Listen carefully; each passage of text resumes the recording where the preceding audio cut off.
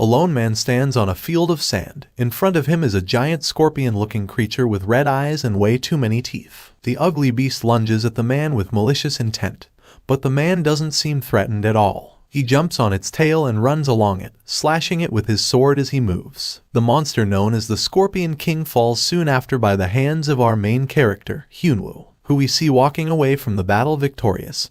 He is extremely bored and wonders what he is going to hunt next. The world Hyeonu is currently inside is a game known as Arena. He is the #1 ranked player at this game and goes by the username Meleegod. He's set countless records, however on this day he decides that he is going to quit and focus on the real world instead. After permanently resigning from the game, his best friend Youngchin is flabbergasted. How dare his friend stop being a nerd and actually get a life? Hyeonu calmly explains that he can't just play games forever. Youngchin doesn't stop pestering him though, saying that he could have at least sold all of his items for cash instead of just deleting everything. The arena was never a way to make money for Hyeonu and was just something he did for fun. He has no regrets about deleting his account, despite just throwing thousands of dollars away like an idiot. He waves goodbye to Youngchin. It's time for him to serve in the military for a while, and then inherit his father's construction business once he gets out. 2 years pass and things didn't work out as planned. Hyeonu is working at a convenience store, making only around $9 an hour. Who could have guessed that the super rich successor of a wealthy construction company could fall so low? During his final year of military service, the company went completely bankrupt due to his father, who fell seriously ill, and his family was blown to smithereens by the immense debt. Medical bills really are no joke. Spending most of his money to help support his struggling family, Hyeonu is forced to eat expired convenience store meals just to get by. He wonders how much longer he is going to be able to live like this. Looking down at his phone, he receives a message. It's from his old friend Youngchin, who he has been ghosting for the past couple of years, too embarrassed and insecure to even message him back. Despite not getting replies, Youngchin still messages Hyeonu regularly to check up on him. Now that's a real friend. The text asks Hyeonu if he would consider getting back into the arena, and our protagonist thinks that that isn't a bad idea. Arenas are profitable lately. Streamers and pro players easily make 6 figures. Hyeonu was the #1 ranked player once upon a time. If he can get that back, then he might actually be able to stack some bread. It's such a good idea that he even starts sniffing his finger for some reason. His eyes light up with hope. He quickly heads to the mall to buy the gaming console he needs to play, known as the Arena Cube. His facial expression changes when he realizes it costs 3 times his current monthly wage. Oh well, his father's medical bills can wait because now it is time to game. While he is looking at the console, he is approached by some blonde dude and a girl. Hyeonu has no idea who this guy is until he reminds him. His name is Hanbik and he is the son of his father's old business partner. Hyunwoo's father is bedridden and his family is doing terribly, yet his old business partner seems to be doing great for himself. Hanbik strolls past Hyeonwoo with the girl. While passing, he makes a snide comment about our protagonist's financial situation. Hyeonwoo snaps back, asking how this kid knows anything about his family's money problems. With an evil look on his face, Hanbik states that everything that has happened to Hyunwoo's family was all the work of Hanbik's own father. Their 2 fathers were business partners, and the delinquent's father stabbed Hyunwoo's dad in the back after working together for decades. The little punk digs the knife in deeper, telling Hyunwoo that he should go and take care of his dad while he is on his deathbed, since he may not have long left. That was the last straw, and our protagonist hits this kid with a knuckle sandwich, knocking his ass on the floor. We can see the girl he was with in shock and the security rushing over. The security struggle to hold Hyunwoo back as he yells in rage. The reason his father is bedridden and the reason why his life is in ruins is all the work of Hanbik's family. Yelling at the top of his lungs, he says that he is going to kill Hanbik no matter what, which leads to him getting arrested. He doesn't leave the station until later that night. The rain falling to the floor is an accurate metaphor for his current feelings. Not only was Hyunwoo's family betrayed, but the villains have the audacity to go around bragging about it. Fueled by rage and hatred, he vows to himself that he will get revenge. Those feelings quickly turn to sadness and desperation though. Without money, he is too powerless right now to even think about something like revenge. A news production catches his eye. It discusses an arena player that is earning a $500,000 salary, and how the game is having an unbelievable impact on the economy. Hyunwoo is truly desperate, and this could be his only chance at a good life. He finally musters up the courage to call his old friend Youngchin, who answers almost immediately like a true bro. After Youngchin asks why he is calling, Hyunwoo says that he needs help. He's finally getting back into the arena after years away.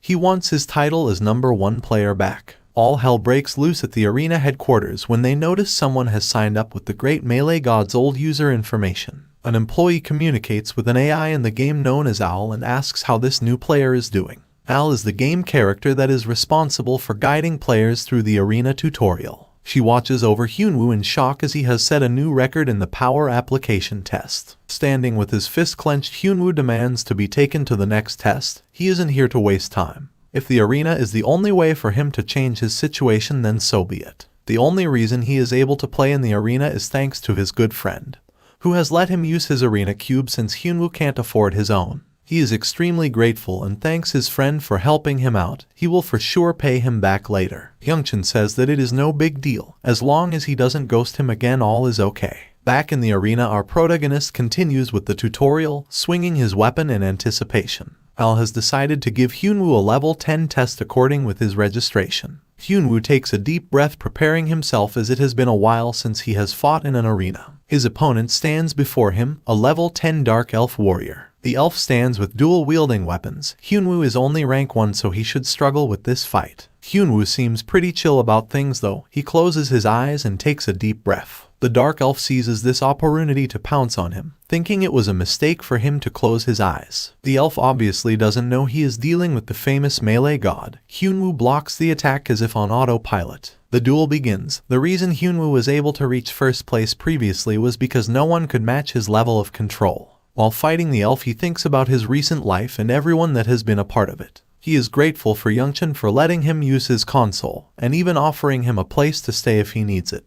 He feels great despair for his parents, both his ill father and his mother who constantly stays by his side. And finally, he feels a strong desire for vengeance towards Hanbeek. This emotion in particular gives him a lot of motivation in this moment. Hyeonu finishes his fight with the Dark Elf, telling himself he is going to become a top-ranked arena player at a speed no one can even imagine. The employee at the arena headquarters that has been keeping an eye on him jumps up in shock. A level 1 character that was just created was able to defeat a level 10 Dark Elf warrior. This confirms her belief that the Meleegod really has returned. Al congratulates our protagonist. The tutorial ends here and he is now able to go into the actual game. The first person he meets is a guy named Del who is the village chief of a place called Aslan. As a reward for completing the tutorial, he gives Hyeonu a ring containing a giant spirit which increases his strength stat. The ring glistens on his finger almost as bright as his smile, a unique item this early on.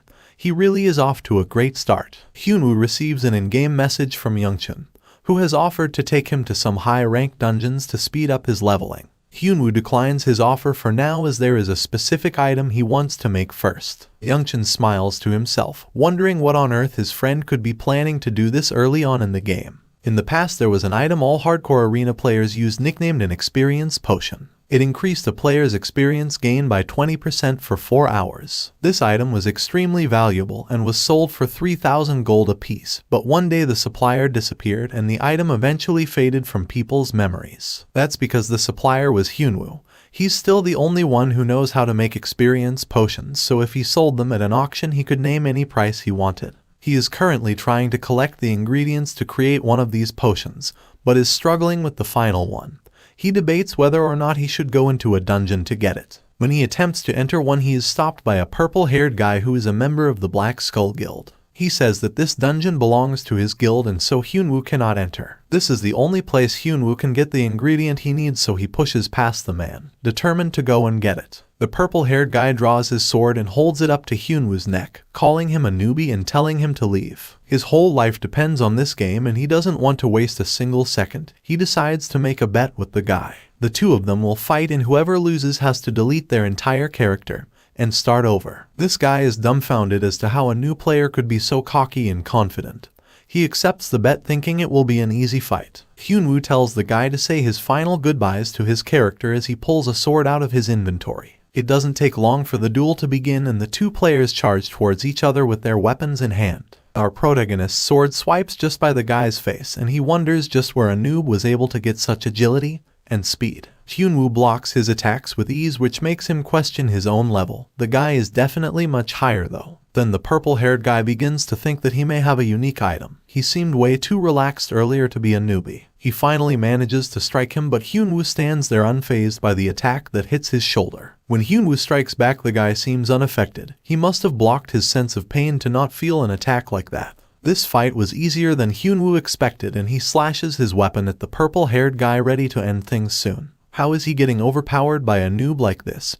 Who the hell is this guy and why is he so strong? While the guy is distracted by such baffling thoughts, Hyeonu comes in for a devastating attack. He needs to block this. Much to his own shock, he stands motionless and Hyunwoo's attack lands with no problems. Since he was blocking his pain, he didn't know the state of his own body. He was too injured and exhausted to even move. Stretching his arms up high, Hyeonwoo checks out all the new items he has won from this duel and prepares himself to enter the dungeon to get the ingredients he needs. After getting the final ingredient, he heads to a workshop. We see a large blue capsule. This thing automatically makes items for players. However, it cannot compensate for skill. Only being able to use it once a month, Hyeonwoo decides to make his experience potion, giving a player a 20% increase for the next 4 hours. He holds it up in the air and admires the fruits of his labors. Now it is time for him to go and earn some money. On this day, the experience potion entered the arena store for the first time in a long time. Everyone is shocked at the sight of it, and there is only one. The scarcity of the item caused players from all over to go to the store and bid on the potion. This resulted in the price of the potion increasing exponentially. 6 months, the highest price it sold for was 3,000, but it ended up being sold for 5,000 gold this time. Walking down the street, Hyeonwoo thinks to himself, 1 gold is around $1. With 5,000 gold, he can pay his father's hospital bills and his living expenses, and then he will still have around 2,000 gold left. No matter what path he takes, whether it be a streamer or a pro gamer, he needs to increase his rank and combat power. He also needs better equipment. Using his 2,000 leftover gold effectively, he decides to get the most practical equipment instead of what looks the best. He purchases himself a sword and some armor, all of which are pretty rare items with good stats. Del, the village chief, looks over in shock, noticing that Hyeonwoo has changed a lot since the last time he saw him a short while ago. He gets looks from people in the streets who wonder if he joined a cult or something to progress that fast. Despite the gear's stats, it looks ridiculous. A green shirt, yellow sword, and red trousers. Dude is a walking traffic light. Slightly embarrassed by his appearance, Hyunwoo's face turns the same color as his trousers. He asks Del to give him a quest. A pack of wolves with red eyes, white fur, and razor-sharp fangs. These monsters look terrifying, but Hyeonwoo wastes no time getting to work. With his increased stats, he feels a lot lighter on his feet. Expensive items really are worth it.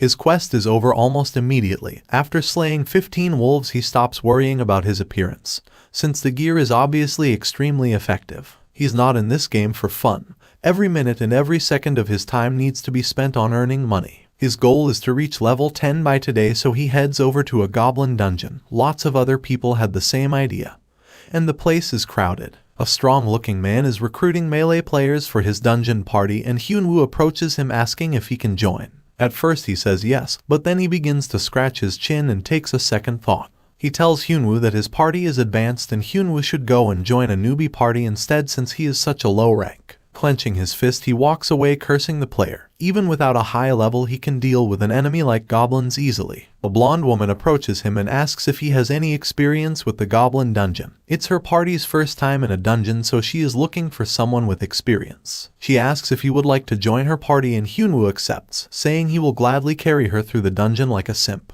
The other party members look at our protagonist with expressions of disappointment and disgust. The cute girl suggests that everyone introduces themselves. She is a level 20 princess called Somi. Hyeonwoo lies through his teeth and tells the party that he is a level 20. Luckily, his stats are hidden, so they have no idea. Starting from the left, the other players introduce themselves. Their levels are all in the 20s and they are different classes: a warrior, an archer, and a mage. Noticing that Hyeonwoo doesn't have any resistance items, the party ask him if he is going to be okay in this dungeon, and Hyeonwoo assures them he has good mechanics, so he will be. They stand at the entrance to the dungeon, a dark and gloomy cave. Inside are ugly-looking goblins with weapons and shields ready to attack right away. The warrior Jinwoo stands at the front of the party, telling his members to get ready. Holding hollow tubes up to their mouths, the goblins begin shooting things at the party. Jinwoo raises his shield to block these attacks, yelling at his team to protect themselves. They follow his orders. The mage Jia readies her magic, and the archer Cheolman draws back his arrow ready to fire. Magic lights up the goblins like the 4th of July,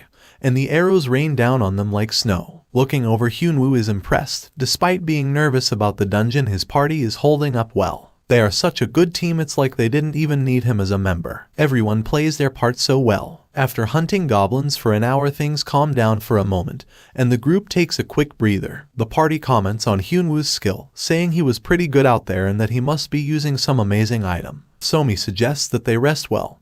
They need to make sure they are ready to challenge the hobgoblin later like they planned. Hyeonwoo is shocked to hear their worry and asks if they have ever fought the hobgoblin boss before. Jinwoo is the only one who has and the others are inexperienced. The hobgoblin is a pretty hard boss for players in the low-level 20s. It's also been a while since Hyeonwoo has defeated one too. The party begins to discuss strategy. The party looks over to the young archer Cheolman, jokingly asking him not to shoot them in the back. Cheolman replies that he doesn't make mistakes like that anymore while smiling awkwardly. They move through the dungeon until they reach the boss room. The hobgoblin sits in his throne with his lower-ranked minions standing between him and the entrance. The team proceeds forward. Somi provides buffs to her party. Cheolman and Jia use their distance attacks, while Hyeonwoo and Jinwoo lead the charge at the front of the line. The goblins attack and the men do their best to defend themselves in close-range combat. With the buffs from Somi, it's not too difficult. The hobgoblin raises his hand and something seems to be emitting from it. Hyeonwoo yells out to Jinwoo telling him to dodge the incoming attack, but Jinwoo doesn't react in time. He is hit by the boss's dark ball attack, which sends him flying backwards into a nearby wall. It will be troublesome if this enemy uses another dark ball attack, so Hyeonwoo needs to attack it before it does it again. He asks his team for support, but the team are shocked by what happened to Jinwoo and stand there watching. Hyeonwoo cuts through the low-rank goblins before him, wondering what on earth his party is doing and why they are just watching. The hobgoblin begins to prepare another magic attack in his hands, and it looks like Hyeonwoo isn't going to make it in time. As he is charging towards the boss, a rogue arrow comes flying out of nowhere and almost hits him. Hyeonwoo blocks the arrow and it ricochets off his sword, striking the boss in its eye as it lets out a howling scream. The arrow came from Cheolman, who apologizes for almost hitting our protagonist, who has a frustrated look on his face. While the hobgoblin is distracted by the pain, Hyeonwoo takes the opportunity to slice his arm off. Losing an arm and an eye, it's really not this guy's day. Hyeonwoo calls out to his teammates once again for help. This time they listen and hit the boss with a flurry of magic and arrow attacks, defeating him. The party stands before Hyeonwoo with smiles on their face, since it was him that did all of the work. Hyeonwoo looks at the items dropped by the boss and wonders if he should take them all for himself. The party all have friendly faces and seem nice, but Hyeonwoo is worried that they will kill him if he is too greedy. He decides to just take one item, a random pet egg, and leaves the rest for his party. With important stuff to do, Hyeonwoo walks away and says goodbye. The party asks if he wants to do this again sometime, but Hyeonwoo just scurries off. He is worried about potential backstabbers and decides that he can't take things easy. After leaving the dungeon, he sees that he managed to achieve his goal of reaching level 10, and now he can finally get a class advancement. He stands in front of a large tower with his hands on his hips. This is the class tower, or as it is better nicknamed, the Tower of Advancement. Each floor represents a different class you can advance in. It's kind of like a department store. It's a must-have for players who manage to reach level 10. Hyeonwoo holds the pet egg he just received in his hand. It can drop a random pet, which could be anything from a rabbit to a dragon. He needs to wait 1 hour for the egg to hatch. He decides that with this spare time he is going to get himself a new class. He looks up at the tower in deep thought about what he is going to choose. Inside the tower, he enters the warrior class floor and is approached by the warrior manager named Khan. Hyeonwoo is here to become a warrior, and Khan is happy to hear it, saying it is a wise choice. The warrior class is different from the lousy other classes on the lower floors. Khan will decide whether or not Hyeonwoo deserves to become a warrior with a single fight. They both get their weapons ready, and Khan says he will let Hyeonwoo make the first move to be fair. After telling Hyeonwoo to come at him, our protagonist doesn't refuse and does what he says. The attack comes in strong and Khan blocks it. He thinks to himself that the attack was strong and Hyeonwoo must be familiar with the sword. Clearly he is different to the other players that come to his floor trying to be a warrior. He is more than qualified to join his class. The attacks keep coming and Khan keeps blocking them, smiling at the impressive strength of our protagonist. He's still a noob who hasn't gained a proper class though, and when Khan strikes back it catches Hyeonwoo off guard and knocks him to the ground. Despite being good, he is clearly lacking the skill to defeat someone like Khan. When Khan goes for a second attack, Hyeonwoo blocks it with his foot and then counters his attack almost immediately. Such an occurrence is shocking to Khan. Not only did he block, but he also launched a counter attack at the same time. There's a natural flow to Hyeonwoo's movement that doesn't follow traditional swordplay. Hyeonu comes in for another attack whilst the warrior class manager wonders if this is what is called natural talent. Just as Hyeonu is about to land a deathly attack, the manager yells out to stop, saying he is more than qualified to become a warrior. He admits that Hyeonu is amazingly skilled and he grants him permission to join the warrior class. Joining this new class gives him new skills, all of which relating to close-range combat and using his sword. Before the two-part Khan throws a coin towards Hyeonu, telling him that once he is sure of his power, Hyeonu should go and find the owner of the coin. The coin is a new quest to meet a knight known as Lebron when he is ready. The reward for the quest is something called Lebron's skill. Lebron is someone who leads an army in the arena and is the strongest knight in his empire. A smile radiates on Hyunwoo's face when he realizes by completing this quest he will receive the skill of the strongest knight in the empire. Not wanting to waste any more time, he exits the tower, wondering why he was given this hidden quest but not complaining. The quest is an E rank though, so he will have to reach around level 50 before he is able to go and do it. By now an hour has passed and his random pet egg is about to hatch. Holding it in his hand, he wonders what he is going to get. He has been pretty lucky today, so it is probably going to be something good. Part of him wants a dragon, but another part of him knows it will be a lot to care for. He almost dies from anticipation. The egg finally hatches and out pops a cute little fluffy bear. Hyunwoo is speechless at the sight of his new pet. The bear can even talk, which leaves our protagonist even more dumbfounded. A talking pet is something he has never heard of, so it must be unique. He begins to wonder if he can earn money by making it perform. Much to his surprise, the bear jumps on his shoulders and starts pulling at his hair, demanding that he moves forward. Not happy about being bossed around by some little bear, Hyunwoo grabs it. He throws his new pet in anger, saying that it needs to be taught a lesson. The bear isn't happy, saying how dare Hyunwoo do this to the heir of buzzing sands. He then insults our protagonist, saying that he clearly never gets any girls. This only leads to the bear getting more of a punishment from Hyunwoo. The bear is currently level 5 and Hyunwoo decides to name him Tangy. Tangy wants to hang out with his new master, but Hyunwoo logs out of the game, leaving him alone after he was only hatched a few minutes ago. Back in the real world, Hyunwoo exits the arena cube taking a deep breath. He was in there for a long time today. Youngchin enters the room and asks our protagonist what he has achieved today. His friend is surprised to hear he already has a class and pet. He says that with those things he can already start preparing his streamer debut. A vacant expression appears on Hyunwoo's face when he realizes his friend is right and he starts to consider it. A job as a streamer pays pretty well these days. Youngchin tells Hyunwoo that there is something he needs him to do. He wants our protagonist to record the game every time he plays, that way he can use the clips to make a promotional video to post on the world arena. Hyunwoo smiles awkwardly. Although it sounds nice, being a streamer is easier said than done. But Youngchin insists he will help and offers to be his manager. If the former number 1 ranked player starts streaming, surely people will want to watch. A smile of hope appears on Hyunwoo's face as he promises that he will try to live up to his friend's high expectations. Sometime later, back in the game, he comes across a bunch of dark elves. Hyunwoo looks down to Tangy as this is their first battle together.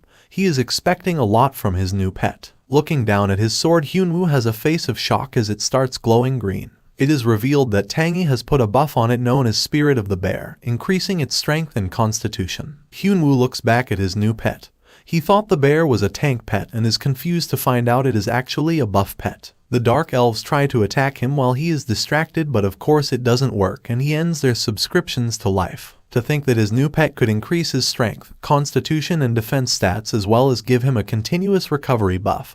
He's actually pretty useful. Hyunwoo continues to deal with more of the dark elves. A dark figure can be seen hiding in the trees, spying on our protagonist. It is revealed that there is actually a whole party of people there who are looking for their next victim. The party look over at Hyunwoo and discuss his gear, saying it is expensive, and discuss how they are going to steal it. One of the party makes a comment that our protagonist looks like he is pretty good at fighting, so they should be careful. The other party members think she is an idiot. There is no way he is over level 20 and he is severely outnumbered. They are experienced thieves who will make quick work of our protagonist. Hyunwoo becomes tired after fighting all of the dark elves and wipes his forehead. He's recorded his fighting like he said he would. However, defeating a dark elf isn't really all that impressive. His pet bear makes a comment towards Hyunwoo. In frustration, he grabs out of Tangy's head and begins punishing him again as the villainous party approaches. They put on friendly faces and ask Hyunwoo if he is alone and if so would he like to join their party. It's nice for them to see another player out here in the forest. Hyunwoo notices that they seem like an experienced party, so he wonders why they would even want him to join.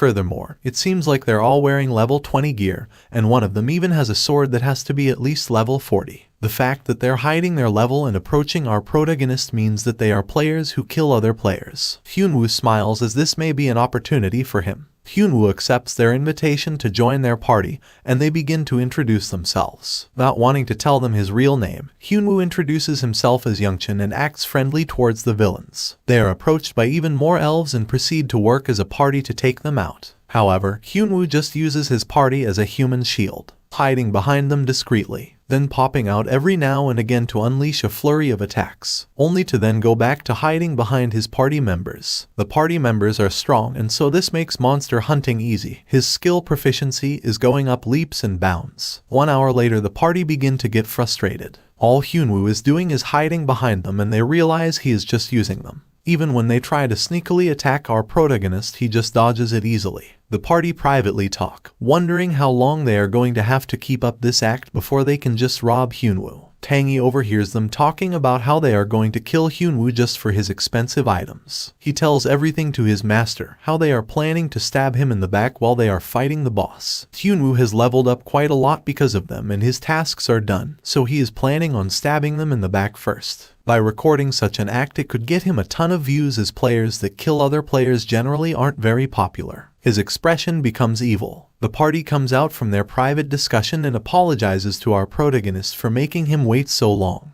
They say they are going to hunt the boss now and ask if Hyeonu wants to come with them. Hyeonu comments that he probably wouldn't be of much help against a boss and would probably just get in the way. The party say that this is nonsense. He has such high attack stats and they couldn't have made it this far without him. Knowing their plan, Hyeonu laughs and goes along with their proposition to fight the boss. Hyeonu makes a cocky comment saying he is going to carry the party during the boss battle. The members of the party, now frustrated, just can't wait to finally kill him. They head to the boss battle and begin fighting against the elves and the elf chief. The elf chief proves to not be a joke, and the party struggles against him a little. One of the members, named Cal, gets sent flying backwards by one of the attacks. The boss mocks him, saying that if he came to the Black Forest to test his strength, he should at least be somewhat strong upon arrival. Cal wonders to himself why this boss is so hard to defeat when he is level 40. Even if he is wearing low-level gear, it should be a piece of cake. The party continue fighting the boss, waiting for the signal from their leader to finally pounce on Hyeonu. A buff is used on all of the party members, which is the signal to attack. The archer draws back an arrow that has the ability to paralyze whoever is hit with it and aims it at Hyeonu. However, Tangy appears behind him and breathes into his ear softly, which distracts him. This causes him to miss his shot, and the arrow strikes his own teammate Cal right in the cheeks. The archer apologizes to Cal,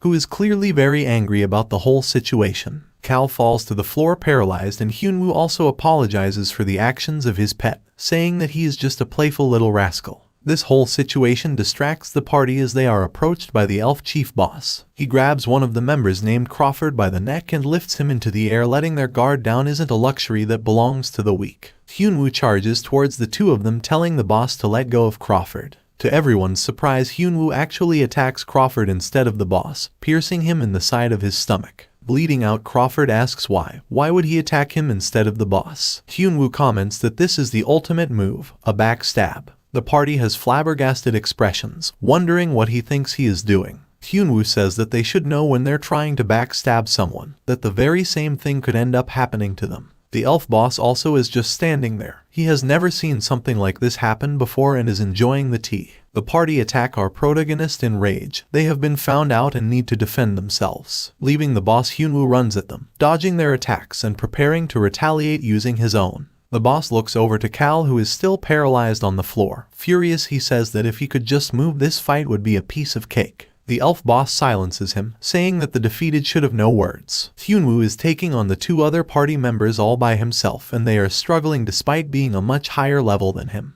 The elf boss watches, thinking that this human looks extremely interesting and unlike anything he has seen before. Our protagonist stands victorious after defeating the villains. They were just leveled higher, and their skills were pathetic. It won't be easy trying to draw people's attention if his opponents are weak, but at least he got a funny video out of it. Now he just needs a strong opponent who he can actually show off his skills against.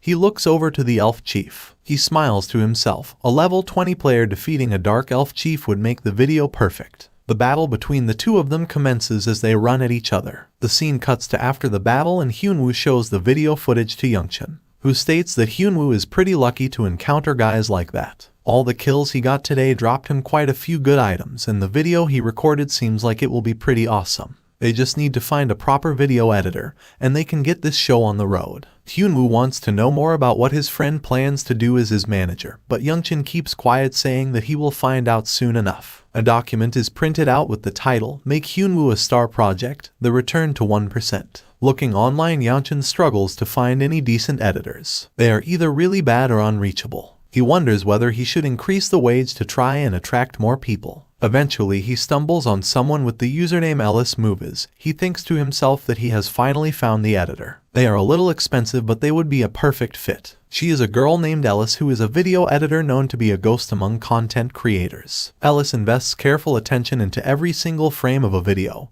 and uses meticulously chosen background music with color gradients that would catch the eyes of any viewer. They truly are one of the best, even earning the nickname the virtuoso of video editing. We see this video editor looking at the clips that her various clients have sent over. Many of them she insults, calling them trash. She stumbles upon the request from Youngchin and recognizes his name. Watching the video he sent over, her eyes grow wide at how amazing it is. She gets replies to the job offer, knowing that the whole story of Hyeonu killing that villainous party and the elf boss will make a great video. She says she will become Meleegod's best fan from now on and raise him up to the main stage of arena. Back with Hyeonu, he suddenly gets chills down his spine.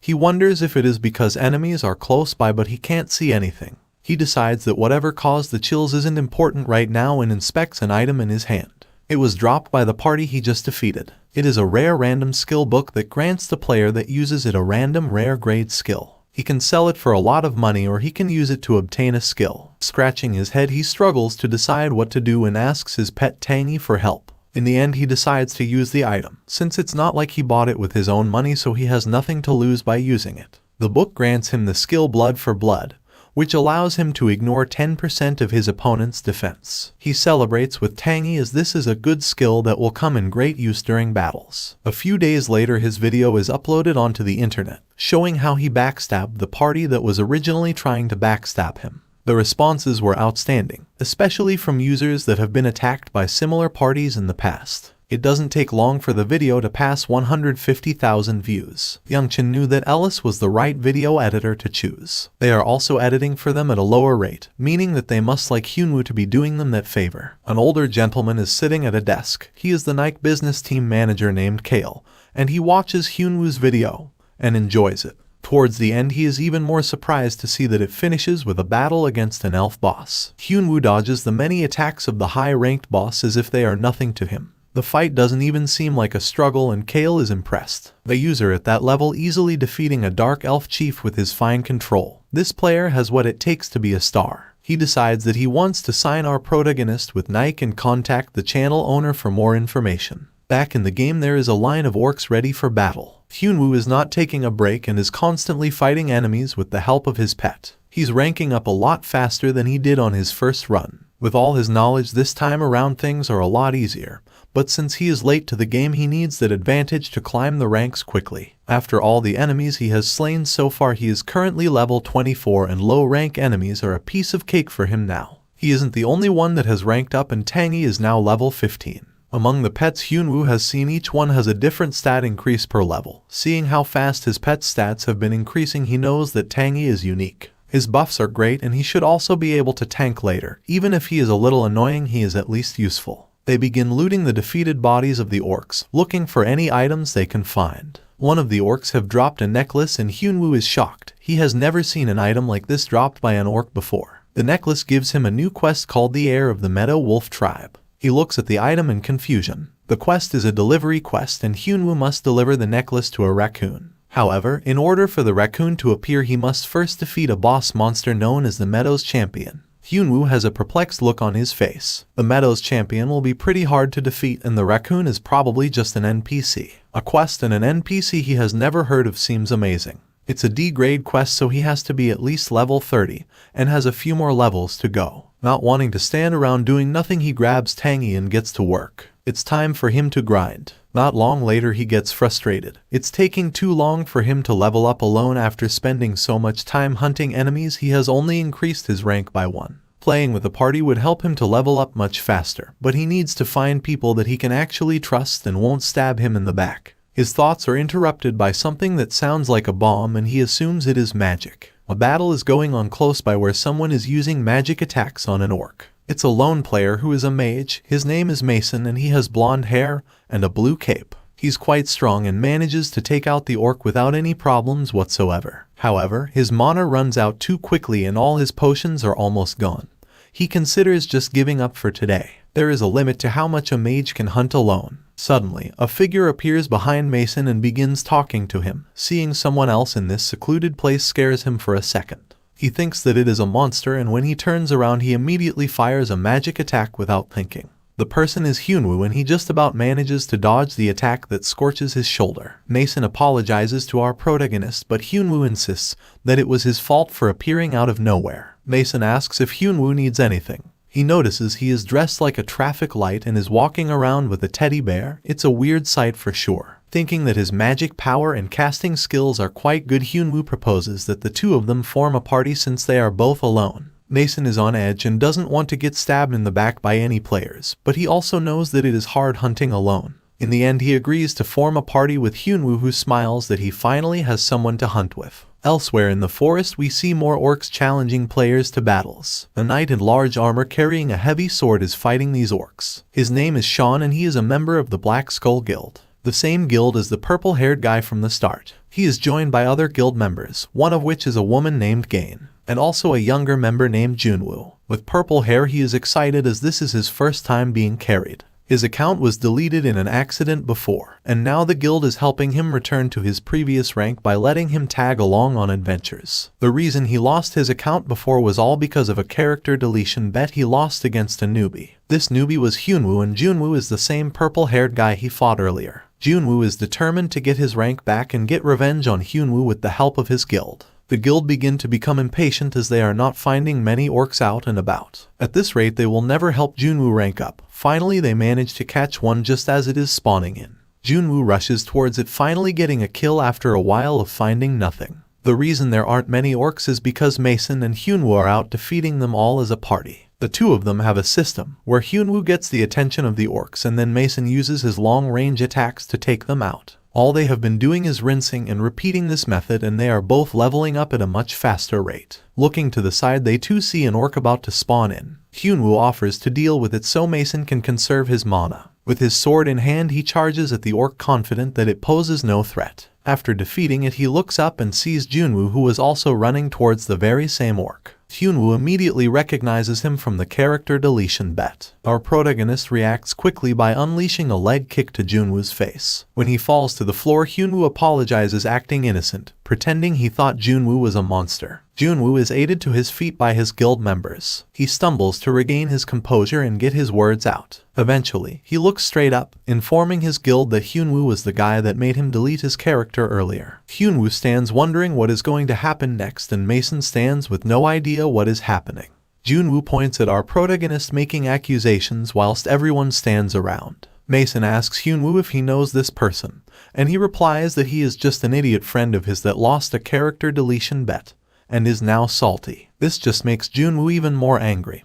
He says that with two guild executives alongside him today, he will pay for what he did. One of the guild executives, called Gain, tells him to calm down. She also says the same thing to Hyeonu and adds that he shouldn't test her patience. Hyeonu seems unbothered and says he is not scared of their stupid guild, whatever it is called. Mason is worried and whispers to our protagonist. These guild members look at least level 60 and he doesn't want to get hurt. Hyeonu just advises him to not get involved if a duel does end up happening. The guild executives seem pretty chill about the whole situation and prepare to leave. However, Junwoo gets angry, saying that if they leave he will report them to their higher-ups. These people just insulted their guild and it would be improper to just walk away and not punish them. The other executive, Sean, smacks Junwoo across the face with his comically large sword, causing Junwoo's face to become distorted like a fish. He hits the floor and the guild executives stand over him. They realize that if they did kill Hyeonu, then there would be more orcs around for them to level up. they begin to consider it. Hyeonu doesn't back down from a duel and once again offers a character deletion bet. Whoever loses has to delete their player. Dumbfounded by this newbie's arrogance, the guild masters accept the bet under the condition that it is a captain battle. A captain battle is when two people from each side duel. After the duel, the winner remains and the loser is replaced by another member of their team. The side that runs out of people first is considered the loser. The first duel is between Hyeonu and Sean, who eagerly approaches our protagonist wanting to finally shut him up and end this in one hit. Hyeonu is a much lower level and so replies that instead of beating Sean with one hit he will win by dealing 10 hits. Sean has had enough of his talking and comes at him with his heavy armor and sword. The attack is dodged by Hyeonu, who also manages to make a cut on his opponent even through his armor. He says that's one and there is only 9 more to go as everyone watches the battle in surprise. Now that Sean is angry, he recklessly swings at our protagonist, desperate to hit him with anything, as one shot will surely end the fight. Hyeonu is like water though and flows through his attacks. Sean only gets more frustrated when he sees none of his attacks are landing. He should have him beat in level and items. How can there be this much of a difference between them? Hyeonu retorts, everyone thinks they can win just because they are at a higher level, but levels and items don't matter here and won't guarantee victory in battle. Even if someone is a lower level than you, there is still a way they can damage you. He lands another attack on Sean, which is his third so far. His plan is to make Sean bleed from multiple wounds. It takes some time, but you can take out a user of any level with this method. The duel is over before Sean knows it and Hyeonu stands over his body. He moves his finger signaling to the other guild executive that it's her turn to fight now. This next battle turned out to be completely one-sided in favor of Hyeonu. Gain was too intimidated by our protagonist's skills and was defeated without even being able to land a single hit. Thus only one challenger remained, the purple-haired guy Junwoo, who is the reason for all of this happening. He has a worried expression on his face. He spent all this time leveling up his brand new character, but he is going to have to delete it and start all over again. Just looking at Junwoo reminds our protagonist of his arch-enemy, Handik. They are both arrogant and spoilt and even have a similar look. This just makes Hyeonu want to punish him even more. He points to the floor, telling the purple-haired guy to beg. If he does, then he may show mercy and spare his life. Junwoo begins to freak out, knowing he doesn't stand a chance. The game senses that he has increased anxiety and a rapid heartbeat. The system decides to award him by allowing him to enter a berserk state. His eyes turn red with rage as he unleashes a powerful roar. Using this rage, he gets the confidence to run straight at our protagonist with no thought of defeat, just revenge. Hyeonu remains calm. He always knew this guy was the type of person to get riled up way too quickly. He pulls his fist back and uses his giant strength ability, increasing his damage for a short time. The fist lands right in Junwoo's face and knocks him into the ground with great force. So much for his stupid berserk ability. The duel ends right then and there with victory being given to Hyeonu. Due to winning, he receives all the items of his opponents and he can barely contain his excitement. These players just keep giving him their items. This is way better than hunting monsters. Mason runs over, still in shock from the 3 battles that his new friend just won. He says that it is so cool that he was able to defeat someone of a higher level with just his technique. His eyes light up with admiration as he says that he is going to become Hyunwoo's #1 fan. The two of them get back to hunting for the day. At the end of the day, Mason sends a friend request to our protagonist. Hunting together was a huge help to them both and they should do it again sometime. Hyunwoo agrees and accepts the friend request while saying goodbye to Mason. From the work he did today, he was able to reach level 31. There aren't many innocent kids like Mason in this game and Hyunwoo is grateful for his help. He has a feeling that the two of them are going to get along well in the future. Tangi is exhausted from doing so much work and wants to rest, but Hyunwoo doesn't have time for all of that. He is now a high enough level to attempt the quest he received earlier, titled the Heir of the Meadow Wolf Tribe.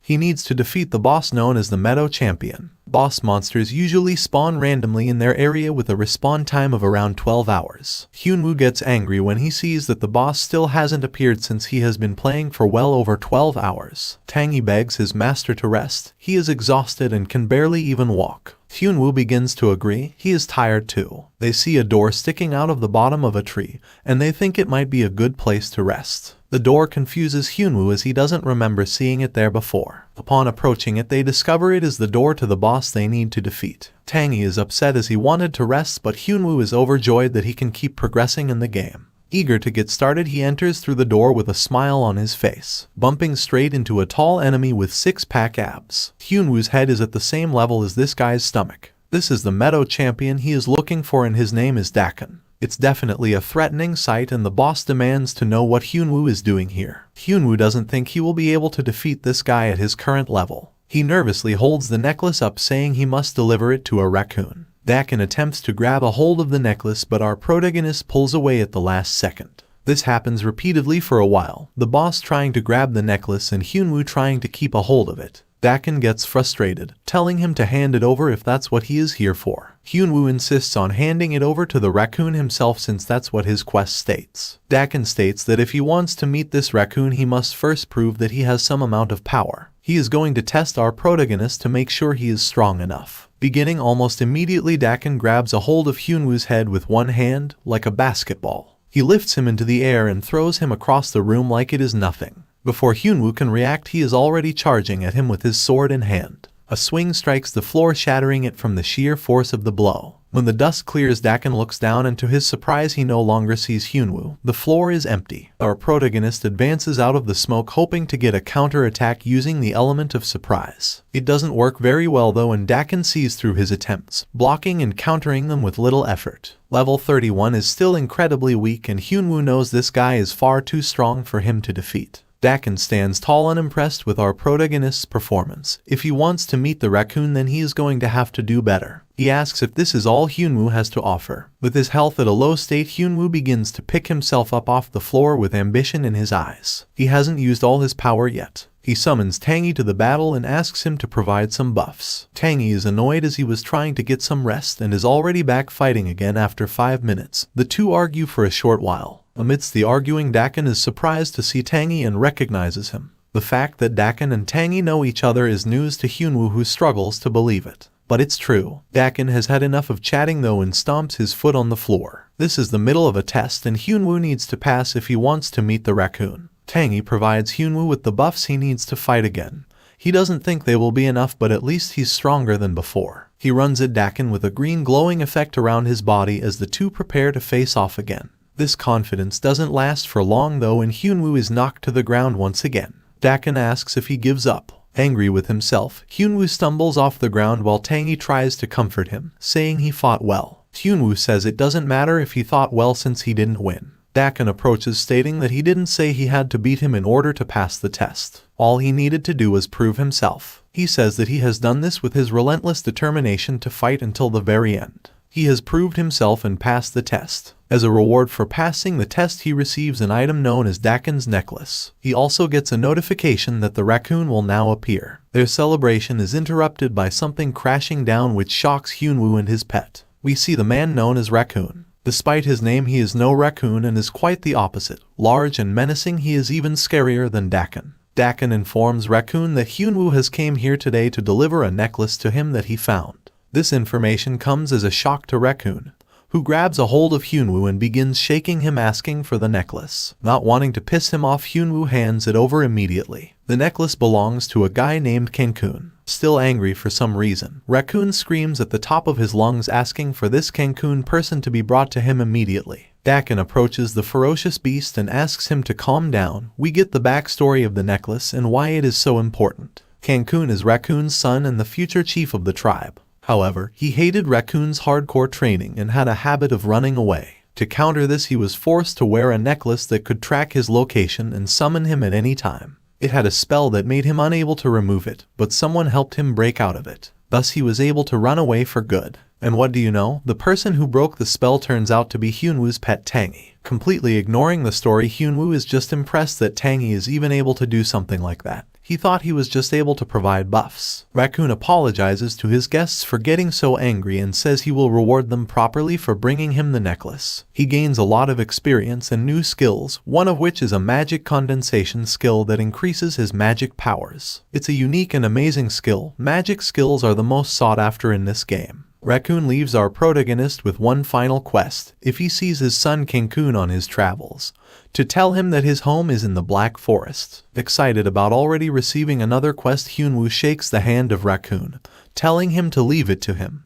He can handle it no problem. Raccoon also reveals that there was no spell on the necklace in the first place and it was just used as a placebo effect. Tangy gets annoyed when he realizes this means he doesn't actually have a spell-breaking skill. Later, back in the real world, Hyeonu is woken up by his friend. After playing so much of the arena, he is exhausted and can't even differentiate between real life and online anymore, thinking that Youngchin is there to give him a quest. Youngchin gives our protagonist good news. First, his video from earlier blew up, gaining 172,000 views. Second, he got an email from Nike management who are interested in him. Nike is a large fashion enterprise that's recently started to dip its toes in arena streaming. As of now, they're the #1 company for management. The company wants to scout our protagonist, and he is in complete shock at this information. It has only been a week since he has returned to this game. Youngchin shows Hyeonwoo the contract that Nike has offered and offers to call them back for him. What a good friend. Back at Nike headquarters, the business department handle the contract. Kale shows the contract to his boss, stating that Hyeonwoo has settled on the username AliBoss. But Kale likes to call him Mr. G. Jamie is the Nike management representative, and the person Kale is talking to. He thinks Kale is joking with the nickname Mr. G. Abbreviated, it comes to MG, which is the same initials as Meleegod. A name Jamie knows well. There's no way he is going to forget the top-ranked player from 2 years ago. Jamie looks out the office window, unable to believe they were able to recruit such a big shot. After 2 years away, the great Meleegod has returned to the arena. This will truly shake up the entire game. We see Hyeonwoo celebrating with Youngchin. After only a week, he has been able to completely turn his life around just by gaming. Back in the game, Hyeonwoo heads to the auction house, sorting his items between what he wants to sell and what he wants to keep. After selling the items he got from the party he killed and the Black Skull Guild, he ended up with 51,000 gold and a pair of shoes. He also received a necklace from Dakin's quest, which he almost forgot about. This item increases every single stat while in battle. The stats are no joke. If Hyeonwoo combines all of the items he has gotten so far, his stats are around the same as a level 60 user. Since he is only level 32 now, he thinks it would be nice if he could just get a unique weapon with his leftover gold. The most important thing to him right now is attack power. Things like defense penetration don't hold much merit for him. It's not going to be easy trying to get a unique grade weapon with only 5,000 gold. To his surprise, he manages to find one at the auction. A dwarf's sword made by a golden hammer dwarf for only 1,000 gold. Realizing this is a fantastic deal, our protagonist jumps at the opportunity to purchase this item. Elsewhere in the auction house, the scene cuts to a player with a baffled look on his face. He is the Black Skull Guild master named Suron. It was him who listed the sword for sale, and it is revealed that he accidentally missed a 0 from the price, meaning it was supposed to be 10,000 gold. He isn't happy and yells at a woman next to him, telling her to find out who bought the sword and to bring him that person at once. Hyeonwoo just leaves the auction house happy about his new weapon. There are 3 days until he signs the contract with Nike, and he wants to become stronger by then. He remembers the coin he received from Khan back in the class tower that gave him a quest that he remembers has a good reward. He decides that it is probably a good idea to do this quest. Walking down the street, he stretches his body. He needs to head to an estate in a place called Yusma and wonders how much a teleportation scroll is going to cost him. He heads to this place called Yusma, ready to do his quest that requires him to meet a famous knight named Lebron. He approaches the front gate to a giant mansion.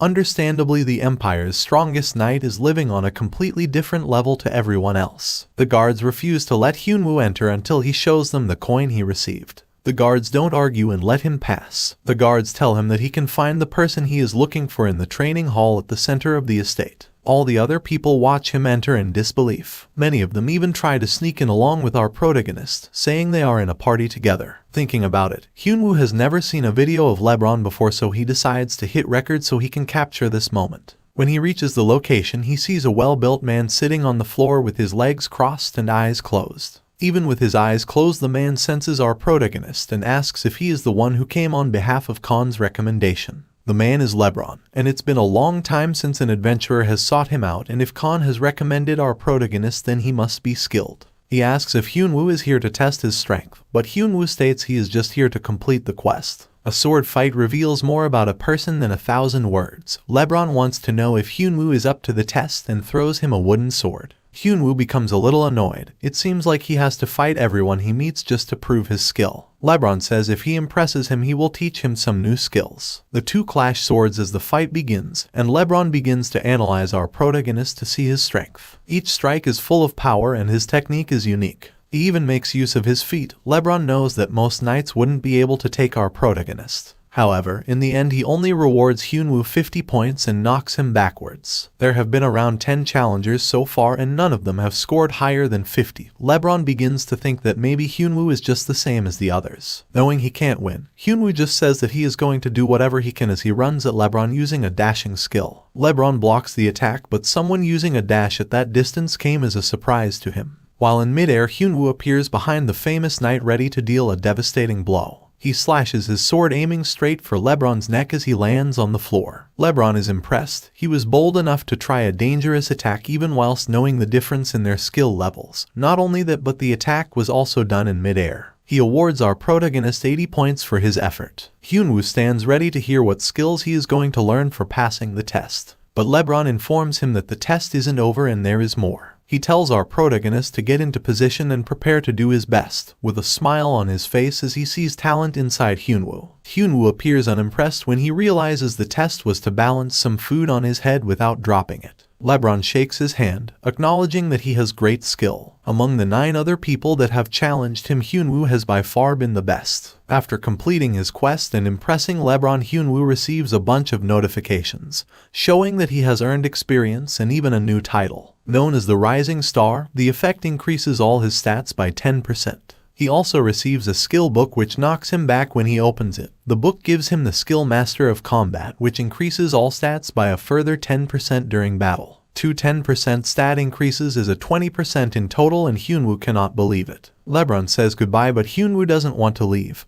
He feels like this isn't enough and wants this quest to keep going. He asks LeBron if there is anything he can do for him. LeBron actually does have something he can do and gives him a new quest. A lot of undead have appeared in Southern Briggs and His Majesty suspects magicians are behind it. LeBron wants Hyeonu to investigate the situation for him. Looking at the quest he just received, Hyeonu sees that its grade is MS, which stands for Main Scenario. Main Scenario quests are fundamental quests pertaining to the arena storyline that affects the entirety of the game. LeBron warns that the magicians may specialize in necromancy and psychic magic, so he should be on guard and careful not to be deceived. Hyeonu is proud of himself. At only level 33 he is already out here completing main scenario quests. Back at the auction house, Suron is still unhappy about his lost sword, angrily shaking his guild members asking why they haven't found it yet. Hyeonu passes by this scene and wonders what is going on. After realizing that the person Suron is looking for is him, he decides to stay quiet. He also notices from the marking on their armor that these guys are from the Black Skull Guild. He can't seem to get a break from these guys. He logs off and removes the headset, returning back to the real world.